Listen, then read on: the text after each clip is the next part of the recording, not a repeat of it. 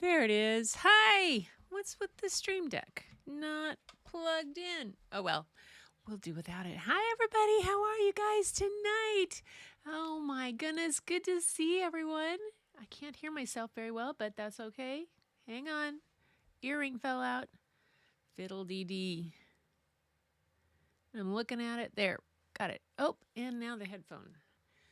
All right. Back. Just as clumsy as ever. Hang on. Be there then. I gotta send this to somebody and send it. All right.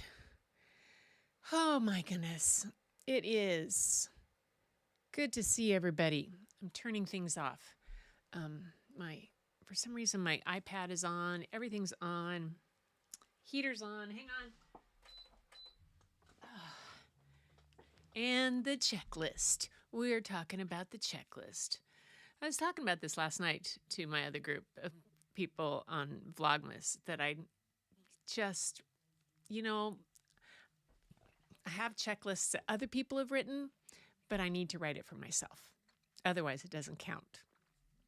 Anyway, let's check in. Gail's here. Hi, Gail. Good to see you. Linda's here. Yes. And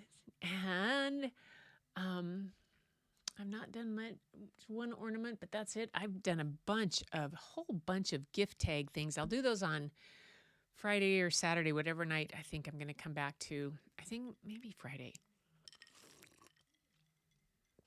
And do gift tags and show you what I've been doing. I did finish the one piece, but I think I sent the pics out on that one. The Star Attraction Tamara. I didn't, Linda, I don't think I saw anything. I saw Tamaras. So we'll do Tamaras tonight. And then if there's any others that came in, I'll see those on another night. Because let me see. Anyway, that's what's going to happen. Because those are the ones that I got, that I saw Tamara's.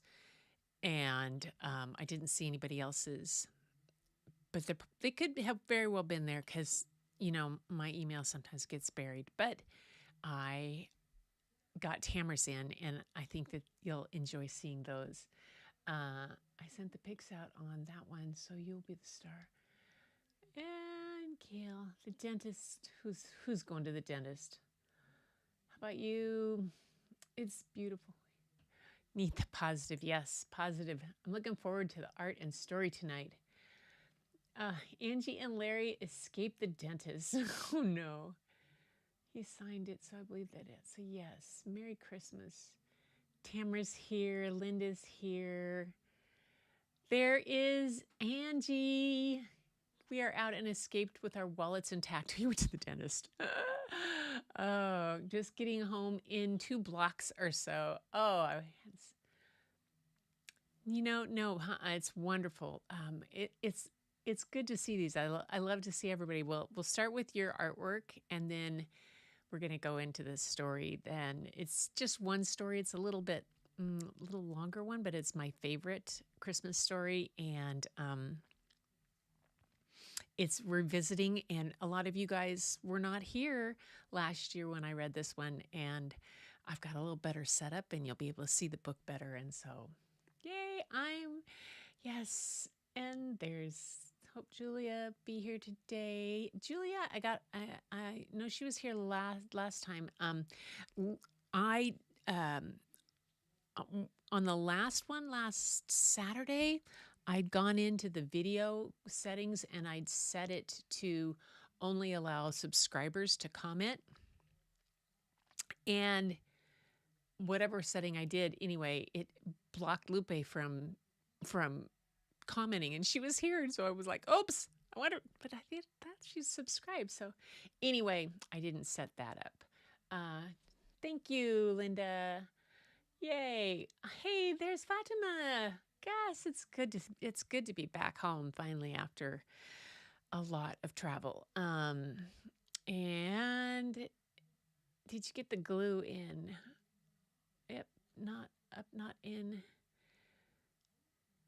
Hello, and the glue has been cleaned, I think. There is Larry. Hi, Larry. And Linda and Tamara. Oh my goodness. Everybody's checking in. How's Obs? Obs is doing great. She's been doing these for Vlogmas. She's not only does she do her motivational minute-ish, she's been doing a musical minute-ish. So where she plays her guitar or she played the other day she played a ukulele. It's very good. She's a very good musician. And so it's fun to see. Yeah. And there's Larry. Not sent anything recently. Okay. You don't have oh yes, I'm showing. Yes. Not since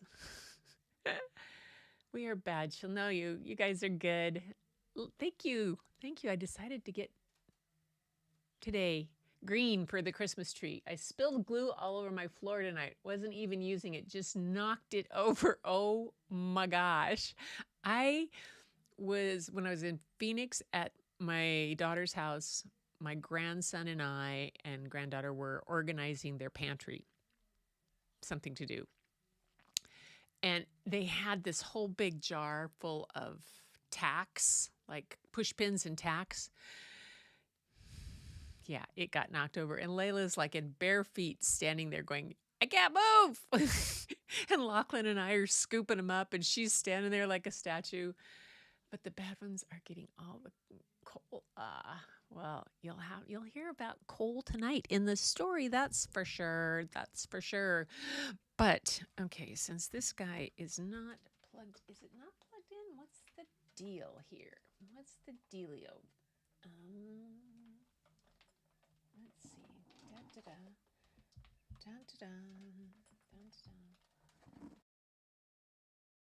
Plug in. Let me check something here. That one goes to there. And this one.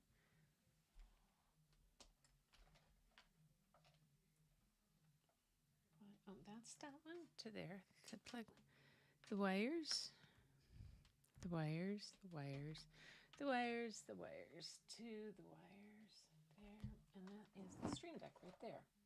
Stream Deck. So we'll try it in a different hole. Just a second. Ah, there it is. Came back on. Didn't like where I had it plugged in. After I've replugged everything in, it's been a little bit crazy to try to get everything back up. And anyway, so here we go. We are going to start with Tamara's pictures. And what I did on Tamara's pictures that she sent is she sent me in an email. Tamara sent the description of what she'd done with each one. So I cut and paste on those to let you know. So this one, okay. So she says, it's Moonlight Fishing, is acrylic on canvas and was started over 10 years ago and never got finished until this week. I forgot I had this piece, she said. It's a long piece, 120 centimeters by 40 centimeters. She says, I also took a close-up so you can see the father and son fishing. So the lower piece is a close-up, is an insert from the picture. That's gorgeous. I love just the little hint of color in it, of like a gray, foggy morning that sometimes just has that hint of color in, as the sun's coming up, maybe. Yeah, that's cool. Reminds me of fishing with my grandfather on Rimrock Lake. Larry and Angie knows where that is off over White Pass. Rimrock Lake. Grandpa and I used to go out and fishing like that. Very cool. Very cool. This one, she said, I've been working on Other Worlds for the past year and finished it a few weeks ago. Okay, can we talk about the fact that you managed to go for a year on something or more? That's just amazing. Other Worlds is acrylic on canvas. The size is 60 centimeters by 50 centimeters. Okay, hold it. I have to get my ruler out. Translation, 60 centimeters is almost 24 inches. 23.5 by 19.5 inches. So I had to translate for myself. Very cool. I love this. It is so beautiful. It is magical. It is. The full moon like that. Ugh. So cool. I so miss seeing these. And this, Tribal Wisdom, was another unfinished piece until a few months ago. This was started several years ago. I think I need to stop. This piece was done with pastels on paper. I think it's beautiful. Absolutely beautiful. When I first opened it in just a glimpse, I was like, oh, a photo? Nope. It's a pastel, but it had the eyes, the skin is what got me to thinking it might have been a photo. Bailey's tonight, guys.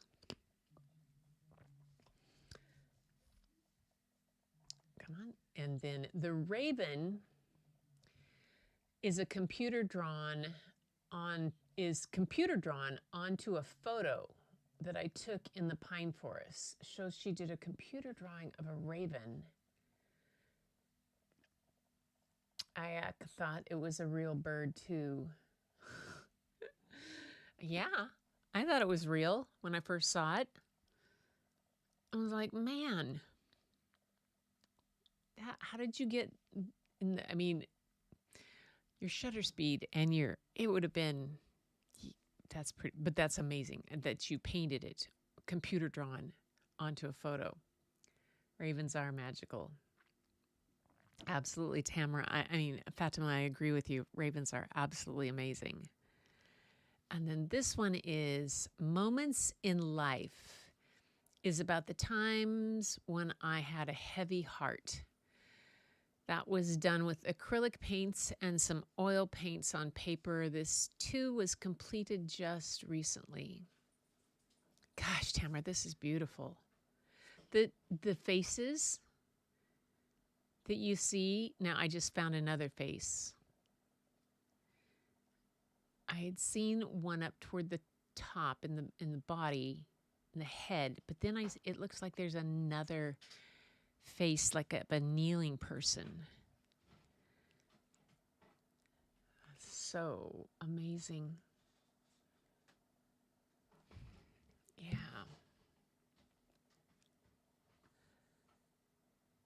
Where am I? Okay. Oh my gosh. Okay. Tamara, those are awesome. Now we'll do this. We'll close that down there.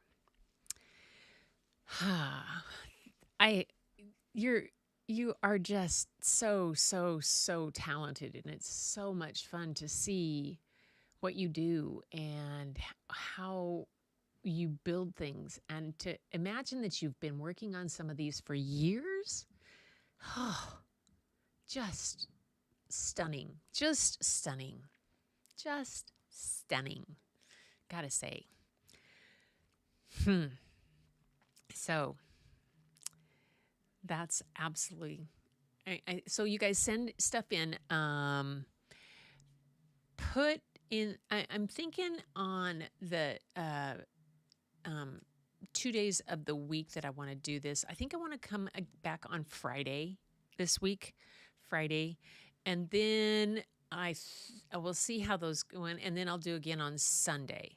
So that'll be like 3. But I'm thinking that I might work toward doing like Sunday and Wednesday, or Sunday and Thursday, because then I can follow Larry's and Angie's after theirs, and then have another time midweek that's not so busy and whatnot. Yeah. Anyway, they'll have to throw me out. I'll be lost. That one will send an attempt to interrupt until the gallery attendant ushers us. Where's that? Yeah. 3 faces. 3 faces. Okay, I gotta go back. Where's the third face? see one down here. I see one here. Oh, I see the third one. Looking down over the top. The whole face down. Oh, I see it now. Oh, I love it. I love it, love it, love it. Yep. Gallery time. It's a gallery show. You bet. I agree, everybody. She deserves to have a show. Yes. So the story tonight. So for story time tonight, I am revisiting a story that I did at episode like 23. It was done on the 10th of December last year. Kind of hard for people to see it. Didn't do so. I had just gotten started. But it's a story that I wanted to come back to.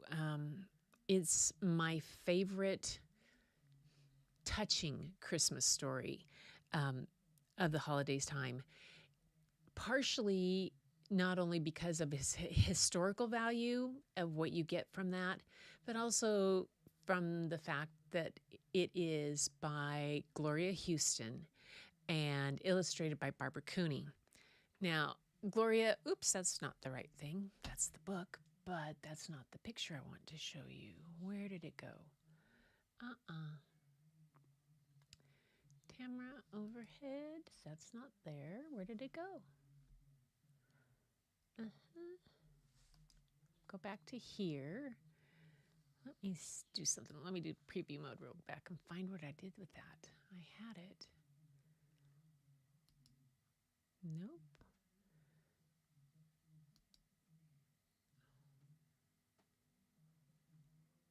Nope. There. Not there. Not.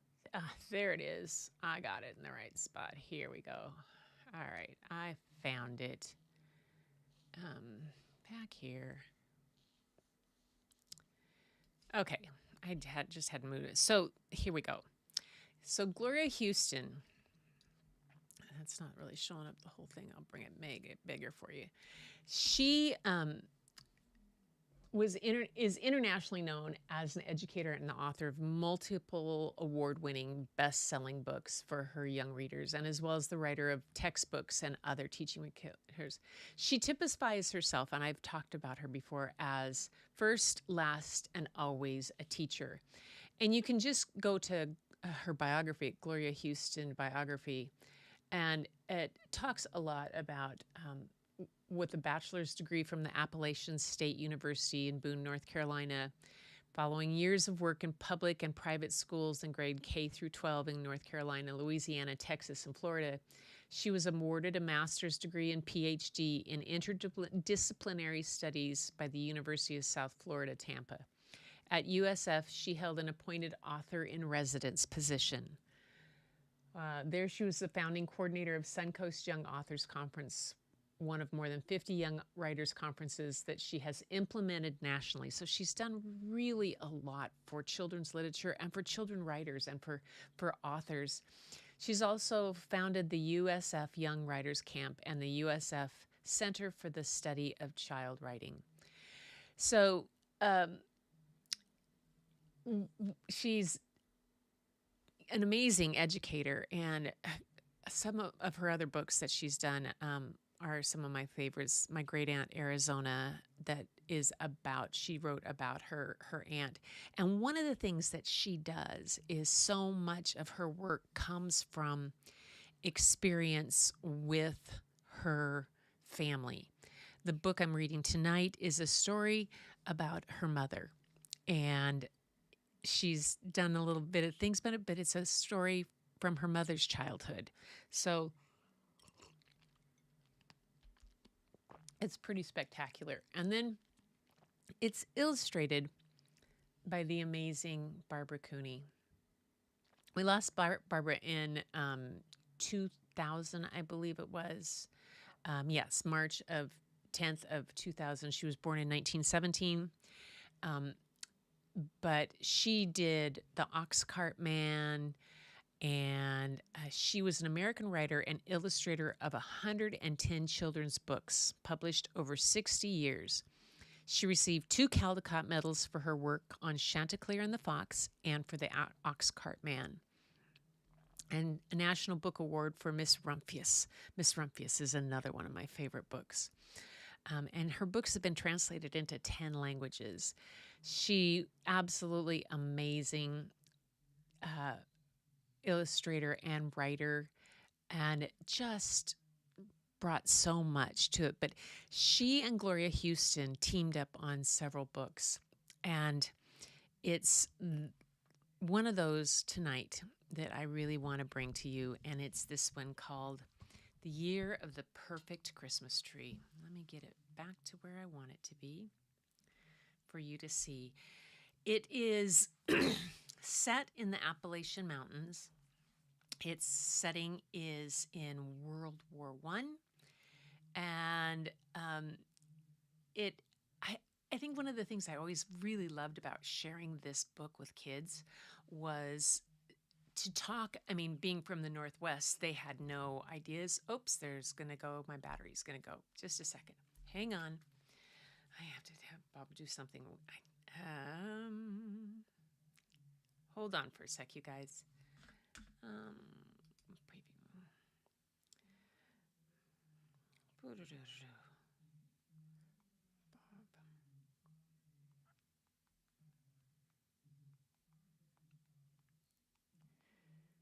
Gen C. Here we go. I may have to switch. Yep, that camera just quit. We're switching to a different camera. Okay, we'll do this one. There we go. We can do that instead. That'll work. So back to live mode.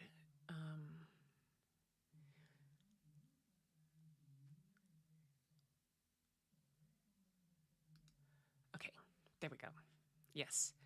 So this book, being set in World War II, World War I, in the Appalachian Mountains, when I would read it to kids in Washington State, they really didn't have a concept of what it was like back there. So it was always a great transition of different kind of geography type of things, plus World War I, what it was like, what it meant to be living in a place that had that you took hitched up a horse to get around, and things that you did. So it was always such a really, really, really wonderful story to do that. Plus, it's one of those that when you read it, it just, to this day, it touches my heart all the time. Sorry about that.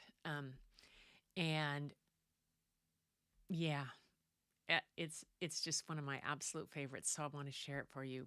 So here is The Year of the Perfect Christmas Tree by Barabara Cooney, and illustrated, it's written by Gloria Houston, and pictures are by Barabara Cooney. And I think they are done in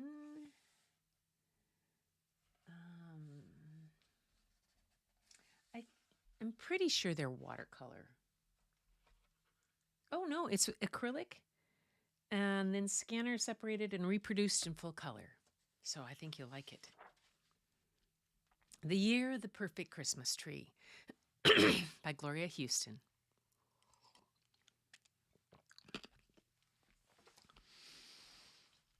It was getting toward Christmas in the valley of Pine Grove. The wise folks said the old woman in the sky was picking her geese, for the Appalachian Mountains lay blanketed with snow. The road wound like white ribbons around the misty blue ridges, tracked by the runners of wagons, sleds, and sleighs. Occasionally, an automobile chugged its way through the silence. Across the ocean, the Great War raged, but in the valley, all was at peace. It was getting on toward the Christmas Ruthie would never forget. The Christmas when the village almost did not have a Christmas tree. It happened this way. Ruthie told me so.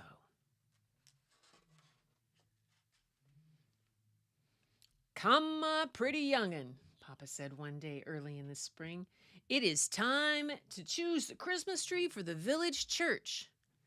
"But, Papa, Christmas will not come for a long while," said Ruthie. "The service trees are just now in bloom."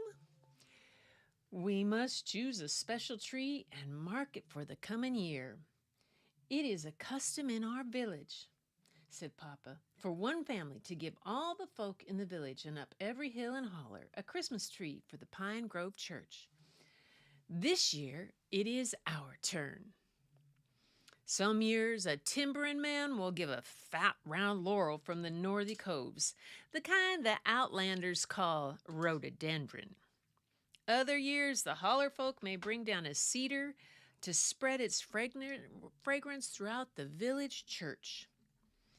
"What kind of tree shall we give, Papa?" said Ruthie.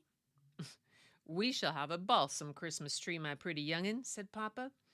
"The balsam grows high up on the rocky crags where only a venturesome man may go. The balsam is the perfect tree. It grows up high, near to heaven."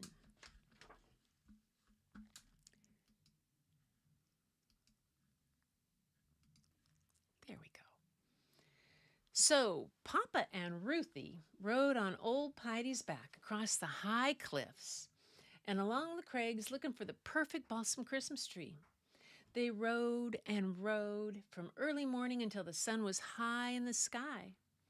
Finally they saw it, growing on the edge of a high cliff on Grandfather Mountain, alone with no other trees around it. Its green color was dark and rich.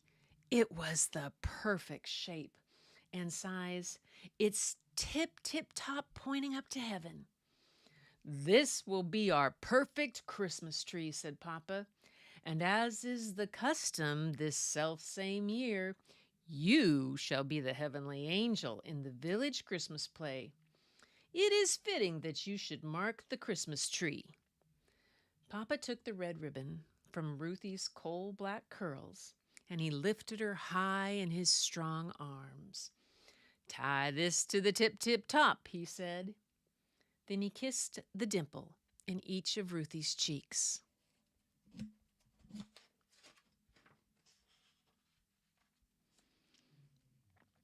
The summer came, and Papa was called away to be a soldier. He went to fight in a war across the sea. That year the timber was not cut, so Mama had no money to buy coffee, sugar, or cloth for new dresses. Mama and Ruthie drank peppermint tea sweetened with honey.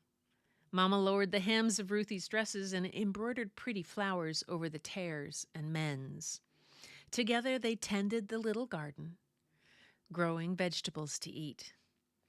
And every night, Mama tucked Ruthie into her little bed and listened as she said the same prayer. "Please send my Papa home for Christmas," Ruthie whispered. "And please have old St. Nicholas bring me a doll with a beautiful dress, the color of cream, all trimmed with ribbons and lace." One day that fall, when the dried corn shocks rustled in the breeze, a package came from Papa. In it were soft silk stockings for Mama and a blue satin hair ribbons for Ruthie. And there was a letter, too. "I'll be home for Christmas," the letter said. "The war is finally over. The armistice was signed today." The days passed. Each day Ruthie ran home from school as fast as the deer that fed by the stream. "Is Papa home?" she called as she ran up the steps.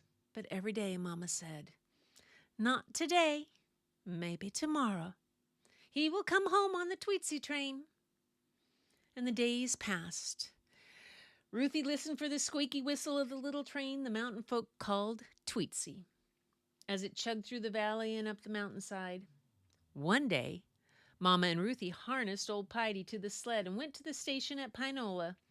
But when the other men from the village stepped down from the train, Papa was not with them.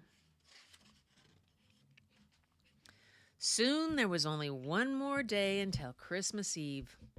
Over at the school, Miss Jenny and her pupils were practicing the Christmas play. And the children sang the Appalachian lullaby, "Jesus, Jesus, rest your head. You have got a manger bed." Miss Jenny chose the boy and the girl who would be Mary and Joseph, and then she called Ruthie's name. "This year, you shall be the heavenly angel," Miss Jenny said. "This is the year your papa will give the church its Christmas tree." And Miss Jenny helped Ruthie climb up to stand on the teacher's chair so it would look as if she were up in the sky. Miss Jenny showed her how to hold her arms just so. "If you wear a dress with great big sleeves," said Miss Jenny, "it will look like you have wings." "Mama, Mama," said Ruthie as she ran up the front steps that day, "I must have a new dress with great big sleeves. I'm going to be the heavenly angel when Papa gives the Christmas tree." "Oh, my pretty young'un," said Mama, "I have no cloth to make a dress with great big sleeves, and I have no money until your Papa comes home." And Mama kissed the dimple in each of Ruthie's cheeks and hugged her daughter tightly. That night, the preacher from Pine Grove Church knocked at the door. "Tomorrow's Christmas Eve, Miss Green," he said, "and Tom is not yet home from the war. Chad McKinney has been saving a prime cedar on the bottomland for next Christmas next, and he does leave cut the tree this year." "This is the year our family gives the tree," said Mama. "Tom chose it before he went away to war." "I'd hoped you'd heed my wish," said the preacher. "The church must have a Christmas tree when the morrow comes." "Tom is as good as his word. Our family will give the tree this year," said Mama. Late that night, Mama wakened Ruthie, and they dressed in their warm coats, hats, and mittens, and Mama hitched old Piety to the big sled that Papa used to haul fire logs down from the ridges. The moon shone silver as Mama and Ruthie made their way up the hill, and Ruthie carried the lantern. As they came to the dark woods, the winter moon made strange shadows in the snow. "Mama, I'm afraid," said Ruthie. "No need to be afraid," said Mama. "We're off to get the perfect balsam Christmas tree." And Mama began to sing. "I wonder as I wander out under the sky." And Ruthie joined in the song, and soon she forgot to be afraid.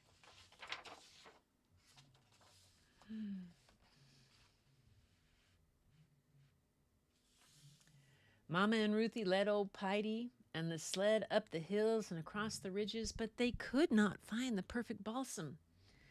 "Papa says the balsam grows high on the rocky crags up near heaven, where only a venturesome man will go," said Ruthie. "Oh, the rocky crag," said Mama. "We have a long climb ahead." And slowly they led old Piety along the ridge to the highest crag on Grandfather Mountain. They could see the village sleeping in the valley far below. Finally, on the edge of the highest cliff, they saw the balsam standing alone. "There it is, Mama," Ruthie cried. "See, there's my ribbon bow tied to the tip-tip-top." And Ruthie ran up the rocky crag as Mama and old Piety followed. The blade of Papa's axe shone in the moonlight as Mama lifted it high. Thwack, crack! The sounds echoed through the rocks and hills. Then Mama picked up the saw and said, "Take a hold of the end, my pretty young'un. Pull as hard as ever you can." And Mama pulled, and Ruthie pulled, and pull, back and forth until the perfect balsam Christmas tree fell softly into the snow. Ruthie and Mama lifted the tree onto the sled and tied it there. Then they made their way down the ridge. I saw 3 ships come sailing in on Christmas Day in the morning, they sang. Through the soft snow they led old Piety to the church, and together they lifted the perfect balsam Christmas tree from the sled and stood it in the corner of the belfry near the belfry wall. Just as the sun was rising over Doe Hill, they hurried home. Tucking Ruthie into her little bed, Mama whispered, "The folks shall have their Christmas tree, and you shall be the heavenly angel this year." Ruthie fell fast asleep. But Mama sat long by the firelight, sewing as fast as her nimble fingers could move. First she cut the ribbons and lace from a wedding dress, the color of cream, and from it she fashioned a smaller dress with flowing sleeves. Then she took a soft silk stocking, stuffed it with lamb's wool, and stroked it until it was smooth and round. She embroidered it with 2 blue eyes, little black curls, and made a dimple in each cheek. And from the scraps of Ruthie's dress, she made a tiny dress just like it, all trimmed with ribbon and lace. She dressed the stocking doll in the tiny dress. The sun was high in the winter sky when a knock came at the door. "Good Christmas Eve, Preacher Alice," Mama said. "Do come in and spell yourself." "Did you hear the news about the Christmas tree?" the preacher said. "A wondrous balsam from up in the high crags was found on the belfry porch this morning." Do tell, what a wonder," said Mama. "And that's not all. It's being told hereabouts that folks who live up in the holler heard the angels singing high up on the ridge late into the night. And they were singing Christmas songs," said Preacher Alice. And Ruthie hid her face in Mama's patchwork quilt so the preacher would not hear her laugh. Daylight was fading when Mama helped Ruthie into the prettiest dress Ruthie had ever seen. It was made of the softest silk, the color of cream, all trimmed with ribbons and lace, and it had long, flowing sleeves. "If you hold your arms just so," said Mama, "it will look as if you have wings."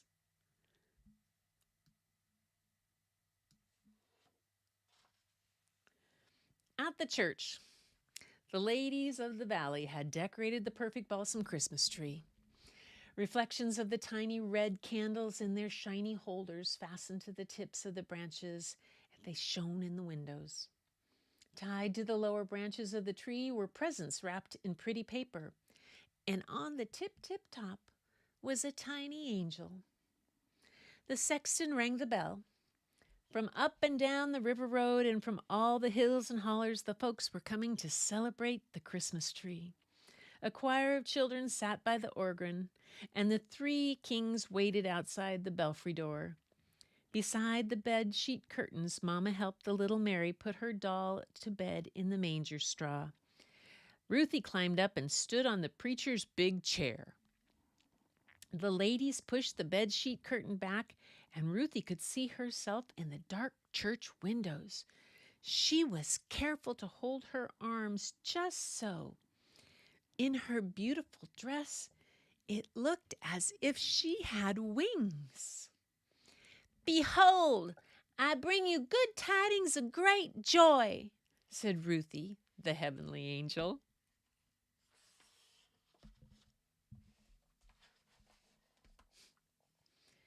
When the program was over, Ruthie went to sit with Mama on the front pew, and Mama held her close. Then the 3 kings came walking down the aisle carrying lard pails filled with the Christmas treat pokes. Each bag contained a soft peppermint stick, some chocolate drops, an orange, and some hazelnuts. Behind the kings walked old St. Nicholas. He carried his toe sack goodie bag with him. Old St. Nick visited the Amen corner first. He gave each of the deacons a lump of coal or a willow switch. The folk in the church all laughed. Then to all the children who had misbehaved, Old Saint Nick gave a willow switch or a lump of coal as well. Ruthie had been good that year, so she got a treat poke instead. At last it was time to call the names of the presents tied to the tree. Every child in the church received a present. Everyone, that is, except Ruthie. And a tear slipped down into the dimple in her cheek. Then one of the kings reached to the tip-top of the perfect balsam Christmas tree, and he lifted the tiny angel down. "Why, Ruthie," said old Saint Nick, "this tiny angel looks just like you." And it did. The tiny angel was wearing a dress just like Ruthie. It was made of the softest silk, the color of cream, was trimmed with ribbons and lace, and the leaves were long and flowing, and it looked as if she had wings. The angel's curls were as black as coal, and she had a dimple in each cheek. Ruthie hugged the tiny angel and kissed its silky cheek, which felt just like the silk stockings that Papa had sent to Mama. The preacher said the benediction, and St. Nicholas wished to one and all a happy Christmas. And slowly the people began leaving the church. Mama and Ruthie walked out the belfry door. St. Nicholas was standing there. A man in an army uniform stood beside him. "And here is another present for you, Ruthie," said St. Nicholas. But Ruthie was so busy looking at her tiny angel she did not notice until strong arms picked her up. "Let me look at you, my pretty young'un," said Papa's voice.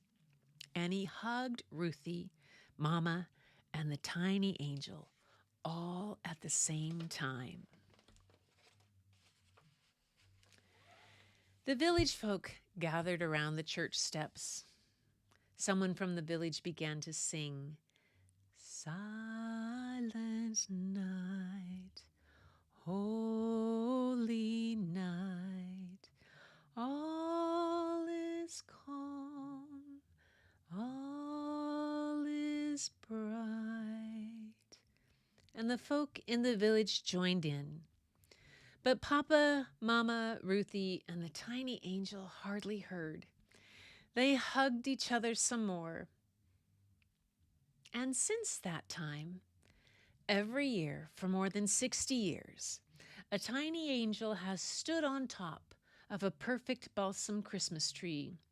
She wears a dress of softest silk, the color of cream, all trimmed with ribbons and lace. The sleeves are long and flowing, and it looks as if she has wings.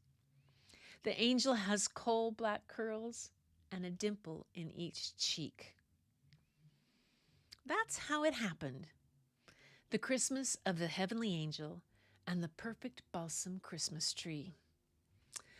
Grandma Ruthie told me so. And that's the end of the year of the perfect Christmas tree. I hope you enjoyed that one. Yay. Let's see. I am going to go back up to here. There we go. Yes. So, what did you guys think of that story?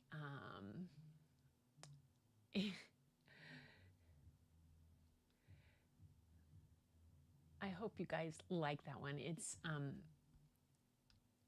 yeah, exactly, Larry. Very comfortable viewing her artwork. Yeah, I would go there. Worthy all the praise. Colors are soft.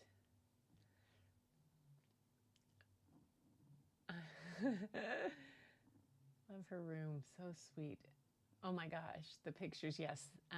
Oh gosh, here I go again. I'm sorry, I didn't think I said was stuffing my face. Yeah, this story, there's so much about, the Tweetsy train. I always would talk to the kids. We would look up what it was and what the Tweetsy train was and how it provided so much for everybody that lived in the Appalachian Mountains in there. And then the whole idea of a treat poke and what they did, and the willow switch and the lump of coal, but that the kids would get a treat poke, and that that was the big gift. And it's always one of those things that I really enjoyed reading, and having kids sit back and look at that perspective of how grateful they were to get those small little things that they would have been. And what Ruthie's mom took her wedding dress and remade it into something completely different for Ruthie, so she would have that dress, and made it in the doll so that she would have the doll that was made for her. And how special it is that years later that doll still sits on top of their Christmas tree. It is a perfect story. So much, hear it every year. Yeah, I love to read it every year. You see why it's my favorite. There's the first time I read it, I cried. I literally, the kids were like, "Are you okay, Mrs. Shepherd?" And I'm like, "Yeah, I'm okay." But it just makes me feel so good. And I love reading it to my grandkids too. I took it with me and read it to Layla and Lachlan when I was down there. And we always had an angel on the tree. Beautiful story.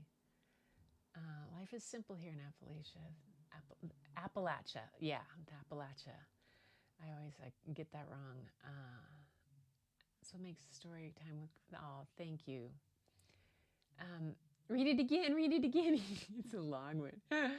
Yeah, I hope that story time is that sense of getting to lose track of time, and to lose that track of what we have to do and what else there is. I mean, the battery died on the, because I don't have a dummy battery on. I'm using Bob's M6 now, and the dummy battery I had didn't fit, so we just tried it, and of course the battery died. So I just switched to the other camera, and that's what happens when you do live. But the story is enough that I get involved in it, and it's not that big a deal to me anymore. And the story's more important. So I hope you guys liked it, and I hope it filled your buckets a bunch. So let's see, on coming back, trying to decide. Yeah, okay. I'll be back on Friday.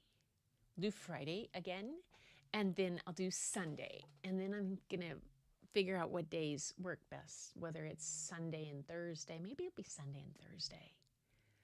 Sunday and Thursday sound good. Yeah, that sounds good to me. Probably will be Sunday and Thursday, but I'm going to come back this week on Friday. So if anybody else has any art and stuff that they want to send in, plus on Friday, I'm going to show you some gnomes. I a whole bunch more. I did. Oh, Layla and I laughed our heads off doing these one little gnomes that are made from like a teardrop or like a raindrop type shape, and we had a good fun with that, and a whole bunch of other things, and some of the stuff that we did and what I did on the plane. And if I have any of, then we'll get a chance to see some of the photographs too next week, probably on Sunday. But so for now, I'm going to call it as I'll be back on Friday for this week, so I can get warmed back up. But then we'll go to probably Sunday and Thursday. Sounds good to me. Sunday, Monday, Tuesday, Wednesday, Thursday, and then Thursday, Friday, Saturday. So yeah, that'll work. That'll work, because then I can follow Angie and Larry or Brian on Sundays and Thursdays. Yeah, that'll work. Anyway, I hope you guys enjoyed it. It was good to be here, and good. It has my vote. Fabulous story. I see why it's your favorite. Yeah.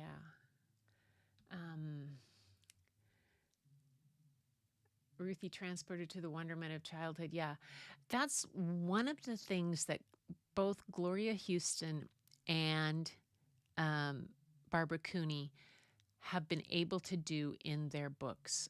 They transport you to that era or to the time or to that time.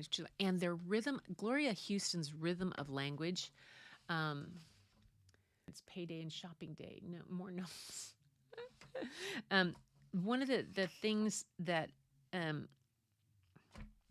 is her rhythm of language and the way she puts together, like the opening sentence of this book gets me every time. It's not, or it's the opening page. It said, "It was getting toward Christmas in the Valley of Pine Grove. The wise folks said the old woman in the sky was picking her geese." Just a sec.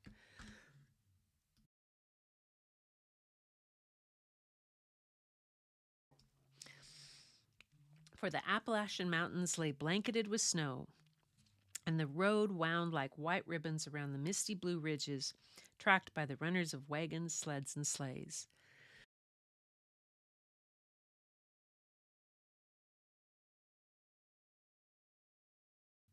There.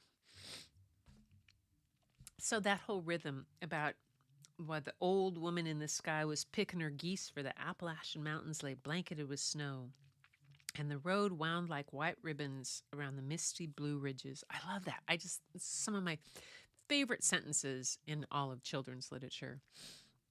But, yeah, I'm glad that you guys enjoyed the story. So I will be back on Friday and with more, and send in your art. Send it to put live art in the in the subject line. Images. I can't write. Images by Gretchen at iCloud.com, and then put live art in the live art, not livesy, live art in the subject line, and then send stuff. Show me what you've been doing. Her words set the scene for the story, and you begin to be transported into the world. She really does. The book My Great Aunt Arizona, which I've read to you guys, I don't know if I read Miss Rumphius. I can't remember. I'll have to go back and look. Miss Rumphius is by Barabara Cooney, and it's a very, very famous book too, and just wonderful. The collaboration that they had together was pretty amazing. But anyway, you guys, I'm going to let you all go, and thank you for being here tonight, for coming back for story time, and for letting me share my favorite Christmas story, my favorite heartwarming Christmas story. I have another one that's a favorite that's funny. And I'll do that one, Cajun Night Before Christmas. I'll come to that one too. But until next time, you guys, keep looking for the beauty hidden in plain sight. It's all around you. But the first place you'll find it is if you go look in the mirror. And thanks so much for being here and filling my bucket. Love y'all.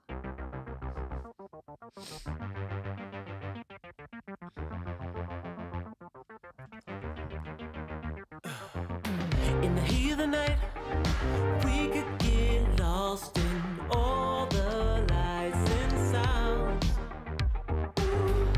Feel alright, we won't go home, we will just stay here downtown. There's not just stars on the boulevard, they're in the light in your eyes. Oh, we don't need no black cards, I just need you by my side. We could be shameless, famous, running cool, with a love that leaves us weightless. Ooh, drop dead gorgeous, wow. Ooh, you got me feeling starstruck too. We could be famous. We could be famous.